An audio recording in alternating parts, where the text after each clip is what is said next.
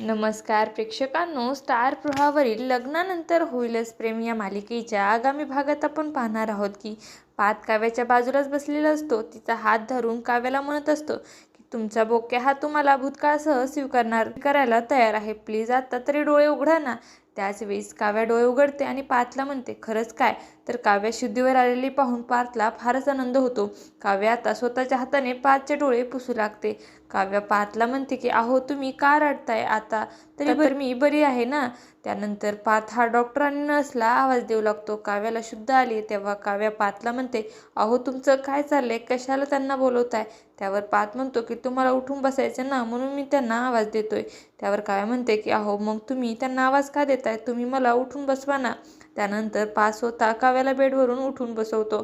त्यानंतर पार्थ काव्याला म्हणतो की मी तुम्हाला कधीच ॲक्सेप्ट केलं आहे, पण मी विचार करत होतो की तुमची परीक्षा झाल्यानंतरच मी तुम्हाला सांगणार आहे. पण मी आज जग जाहीर करतो की मी तुम्हाला ॲक्सेप्ट केलं आहे. माझं तुमच्यावर प्रेम आहे. असं काही आपल्याला या भागामध्ये पाहायला मिळणार आहे. तुम्हाला जर आपला व्हिडिओ आवडला असेल तर चॅनलला लाईक, शेअर आणि सबस्क्राईब करायला विसरू नका. धन्यवाद.